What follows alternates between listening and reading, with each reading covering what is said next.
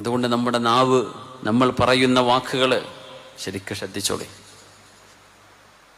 ജറാഹാത്തു സിനാനി ലഹൽ തിയാമു വലാ യൽതാമു മാ ജറഹൽ ലിസാനു. കുന്തത്തിന്റെ മുന കൊണ്ട് കുത്തി മുറിവേറ്റിയ ആ മുറിവ് മാറിയേക്കും, പക്ഷേ വാക്കുകളെ കൊണ്ട് വേദനിപ്പിച്ചത് നമ്മളെ കൽബിന്ന് മായൂല. എന്നാലും എന്നോടത് പറഞ്ഞില്ലേ, എന്നാലും അന്ന് എന്നെ അങ്ങനെയല്ലേ അവള് പറഞ്ഞത്, അവന് പറഞ്ഞത് എന്ന് നമ്മുടെ കൽബിലേക്ക് ഇങ്ങനെ തേട്ടി വരും. സ്വാഭാവികമാണ്. അതൊക്കെ പുറത്തു കൊടുക്കാവുന്ന ഒരു വിശാല മനസ്കത മുഅ്മിനിന് വേണമെന്നാണ്. എന്നാൽ അള്ളാഹു നമുക്ക് പുറത്തു തരും. പക്ഷേ നീതി എന്ന് പറയുന്നതും ന്യായമെന്നതും ഒരു സംഗതിയാണ്. അതൊരാൾക്ക് അവകാശപ്പെടാം. ഞാൻ പൊരുത്തരണമെങ്കിൽ നീ ആരോടൊക്കെ എന്നെ പറ്റി പറഞ്ഞിട്ടുണ്ടോ അവരോടൊക്കെ പൊരുത്തപ്പെടിച്ചാലേ ഞാൻ പൊരുത്തപ്പെട്ടിട്ടുള്ളൂ എന്നൊരാൾക്ക് വേണമെങ്കിൽ പറയാം. അയാൾക്ക് അവകാശമുണ്ട്. അല്ലെങ്കിൽ പറയാം ഞാൻ പൊരുത്തപ്പെട്ടിരിക്കുന്നു.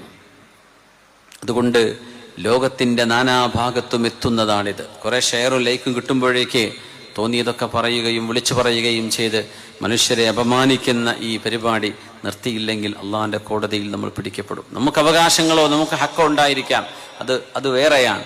പക്ഷേ ഒരാളിനെ, ഒരു മനുഷ്യനെ അപമാനിക്കുന്നത് ഗുരുതരമായ തെറ്റാണെന്ന് പുണ്യ നബി സല്ലല്ലാഹു അലൈഹി വസല്ലം